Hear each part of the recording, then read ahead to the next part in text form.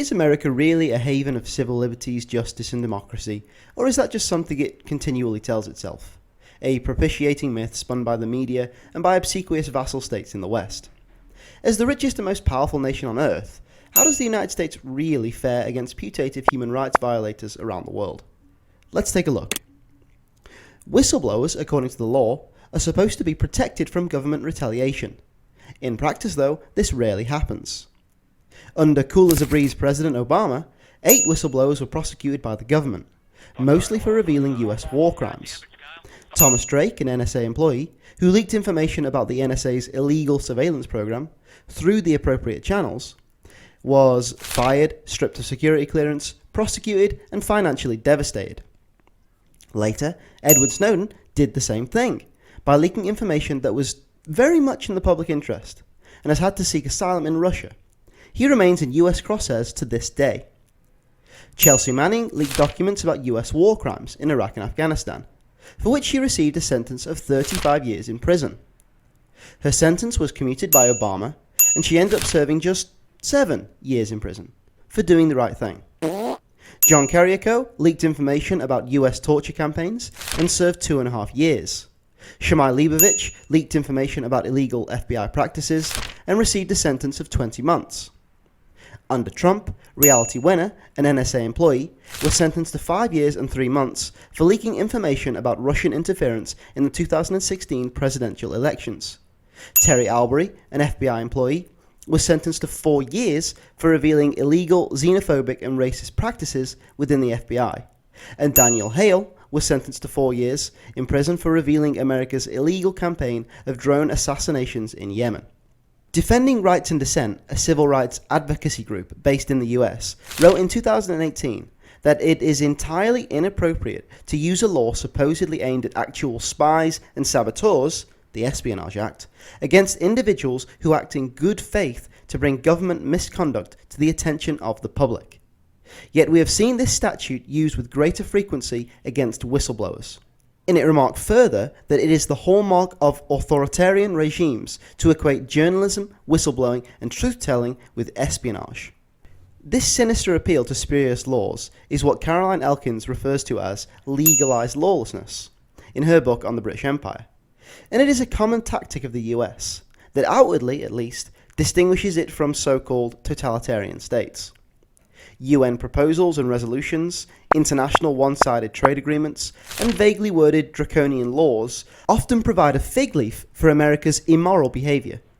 The Espionage Act is one such ludicrous example. While technically a free press system, the US media has many unwritten prescriptions that narrow reportage to within a tight set of editorial parameters.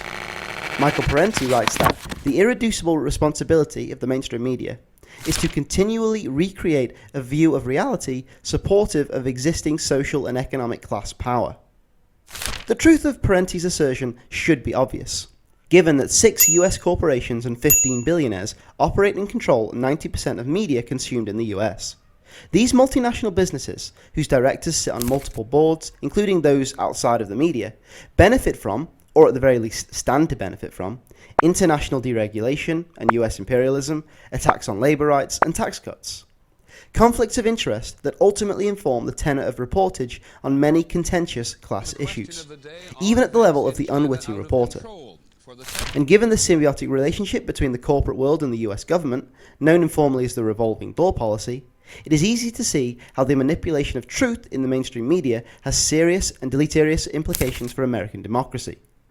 The monopolization of the media by elites and revolving door lobbyists ultimately means that more draconian methods of policing dissent become superfluous. As Noam Chomsky wrote, propaganda is to democracy what the bludgeon is to the totalitarian state. Nevertheless, sometimes violence and persecution are employed anyway by the US government in order to attack free speech and civil liberties. Just for the fun of it, I suppose.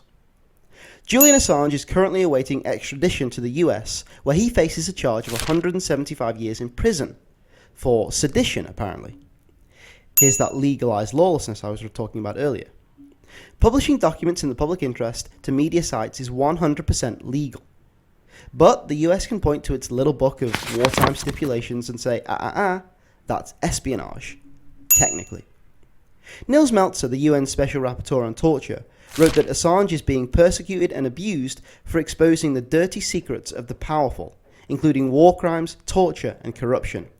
It is a story of deliberate judicial arbitrariness in Western democracies that are otherwise keen to present themselves as exemplary in the area of human rights.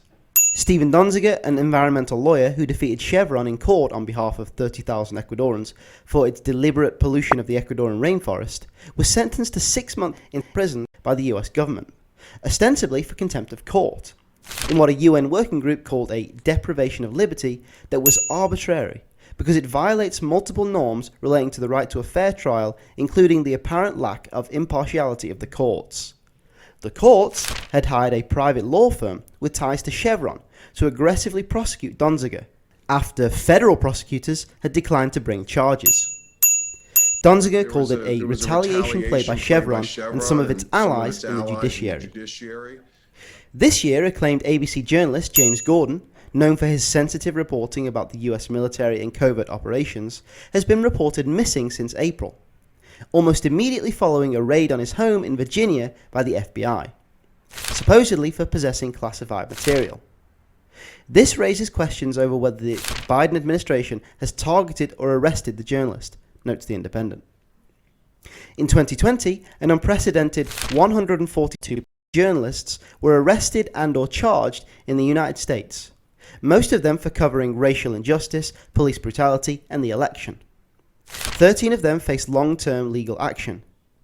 Journalist Andrea Sohori was put on trial, ostensibly for interfering with official acts, by covering the George Floyd protests. Amnesty International called it part of a growing trend of US police forces committing widespread and egregious human rights violations in the US against journalists.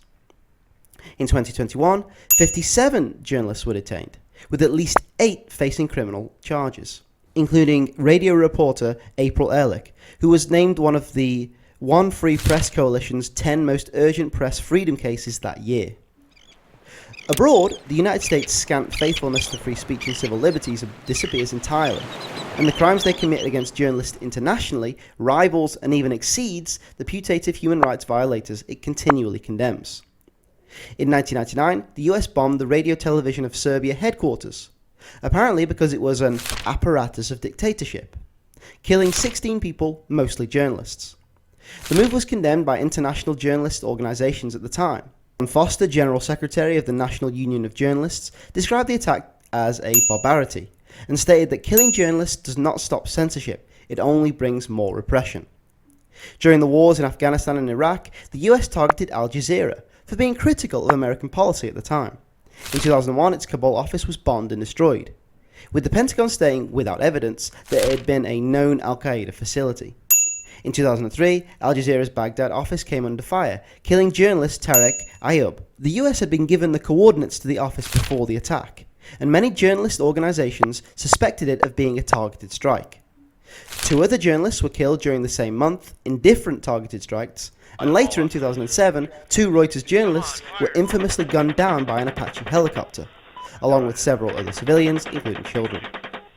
In 2011, NATO bombed Libyan TV satellite dishes, killing 3 journalists and wounding 15. The International Federation of Journalists sharply criticized the organization, stating that we utterly condemn this action, which targeted journalists and threatened their lives in violation of international law. In 2011, the US assassinated US citizen Anwar al-Awlaki, a Yemeni-American Muslim cleric who had been publicly critical of the United States. He was reportedly killed for being a propagandist for Al-Qaeda, though as Human Rights Watch notes, the attack on al-Awlaki might not have been lawful because under the laws of war, a propagandist is not a valid military target, and attacking him on that basis would be prohibited. Besides committing its own violations, the US staunchly supports and covers for other free speech violating states, such as apartheid Israel, a state which hugely benefits from US aid, which has killed around 46 journalists since the year 2000, and Turkey, another US beneficiary, which has one of the worst records for mistreatment of journalists in the world, jailing 37 this year alone. And let's not even get into Saudi Arabia. Is the US a democracy? Short answer, not really. It has the trappings of one, but that's about it. First of all, and briefly, can any empire ever truly be a democracy? Was the British Empire ever truly democratic? Universal suffrage for the metropole doesn't remove the fact that the majority of British subjects were disenfranchised. And the same is true of America. Does Yemen have the franchise? Does Central America? Does the Middle East? Or can Washington unilaterally impose its will on these places without their say? Something to think about. Anywho, let's focus on the metropole for now. According to a 2019 study by Thomas Ferguson, former professor at MIT, money has come to dominate House and Senate elections, to a frightening degree. By analysing data from the Federal Election Commission and the US Internal Revenue Service over a 40-year period, looking in detail at corporate giving, the study shows a near linear correlation between campaign contributions and electability. The association becomes visible immediately if researchers only take the trouble to look, notes the study, which concludes that the US has reached a post-democratic age. Furthermore, according to political scientist Benjamin Page and Martin Gilens, professor of politics at UCLA, looking at 1,779 examples of proposed policy changes from 1982 to 2002 at the federal level covering economic, social and foreign policy issues, cross-reference with public opinion, average citizens exert little or no influence on policy. A flat line showing a flatlining democracy. And this makes sense without needing a quantitative study to prove it. After all, war and austerity are near universally unpopular, and yet have been implemented by the state year after year. And universal public health care and the reconstitution of public infrastructure are near universally desirable, and yet for some reason elude the United States. But let's cut the US some slack on that front. It's only the richest nation the world has ever known, after all. Other important issues further complicate democracy in America, such as low turnout rates, manipulation of public opinion by the media, gerrymandering, voter ID laws, and inequality. The United States has reached unprecedented levels of inequality, causing a problematic political divergence between the 1% and the 99%. Political thinkers from Aristotle to Thomas Jefferson recognized the inherent contradiction of democracy in any unequal society. In America today, the average pre-tax income of the bottom 50%, which amounts to around $18,500 in 2018, has barely increased since 1970. While for the highest 0.1% of earners, incomes have grown 320% since 1980. For the top 0.01%, incomes have grown by as much as 430%.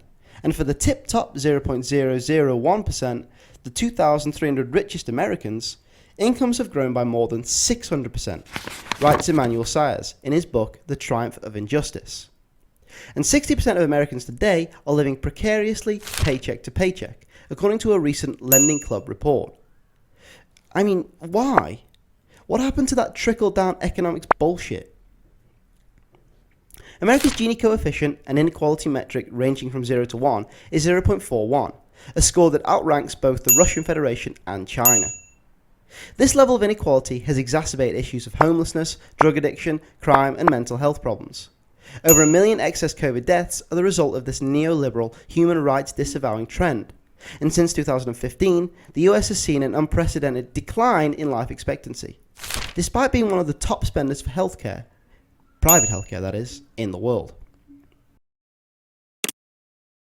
The US has surreptitiously reconstituted a system of modern slavery, but despite this, feels no sense of shame or hypocrisy calling out China for using slave labor, often based on spurious evidence. A report published by the American Civil Liberties Union in June 2022 found about 800,000 prisoners out of 1.2 million in state and federal prisons are forced to work, generating a conservative estimate of $11 billion annually in goods and services, while average wages range from 13 cents to 52 cents per hour. 5 states, Alabama, Arkansas, Georgia, Mississippi, and Texas, force prisoners to work without pay. The report concluded that the labor conditions of US prisoners violate fundamental human rights to life and dignity. We have a system that forces people to work, and not only forces them to work, but does not give them an adequate living wage, said Johnny Perez, director of US prison programs and a prison reform activist. Slavery by any name is wrong. Slavery in any shape or form is wrong. Anyway, so there we have it. A 4-part series on why America is the world's leading human rights violator. It's not exhaustive, and there's plenty more I wanted to put in, but hopefully this video paints a persuasive enough picture. Thanks for watching.